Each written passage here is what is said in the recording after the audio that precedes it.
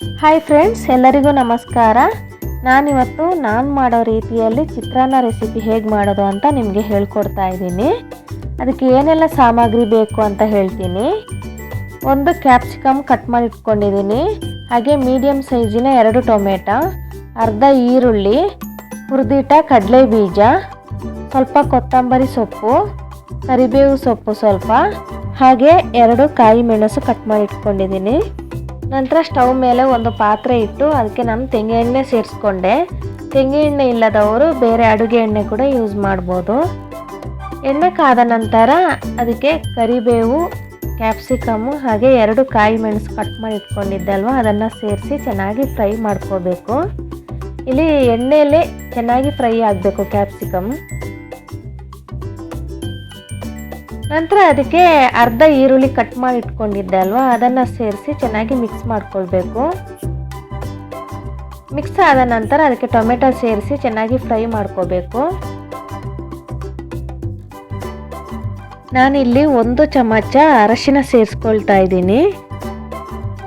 ರುಚಿಗೆ ತಕ್ಕಷ್ಟು ನಾನು ಕಲ್ಲುಪ್ಪು ಸೇರಿಸ್ಕೊಳ್ತಾ ಇದ್ದೀನಿ. ಹಾಗೆ ಹುರಿದಿಟ್ಟ ಕಡಲೆ ಬೀಜ, ಇದನ್ನೆಲ್ಲ ಮಿಕ್ಸ್ ಮಾಡ್ಕೋಬೇಕು.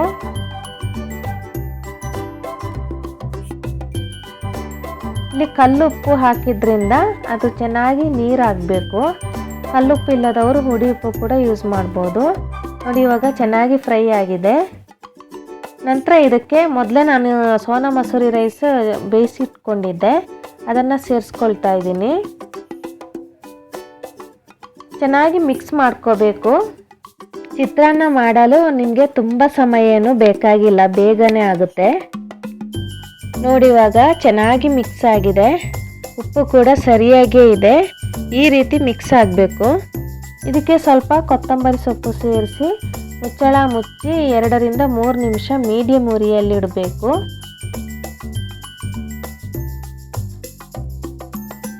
ನೋಡಿ, ಇವಾಗ ಚಿತ್ರಾನ್ನ ರೆಡಿಯಾಗಿದೆ. ತುಂಬ ಚೆನ್ನಾಗಿದೆ. ಯಾರೆಲ್ಲ ಈ ರೀತಿ ಟ್ರೈ ಮಾಡಿಲ್ವೋ ಒಮ್ಮೆ ಟ್ರೈ ಮಾಡಿ ನೋಡಿ. ಹಾಗೆ ಹೇಗಿದೆ ಅಂತ ಕಮೆಂಟ್ ಮೂಲಕ ನನಗೆ ತಿಳಿಸಿ. ಇವಾಗ ಒಂದು ತಟ್ಟೆಗೆ ಹಾಕೊಳ್ತಾ ಇದ್ದೀನಿ. ನಾನು ಮಾಡಿದ ಈ ಸಿಂಪಲ್ ರೆಸಿಪಿ ನಿಮಗೆ ಇಷ್ಟ ಆಗಿದ್ದರೆ ಪ್ಲೀಸ್ ಲೈಕ್, ಶೇರ್, ಸಬ್ಸ್ಕ್ರೈಬ್ ಮಾಡಿ ಫ್ರೆಂಡ್ಸ್.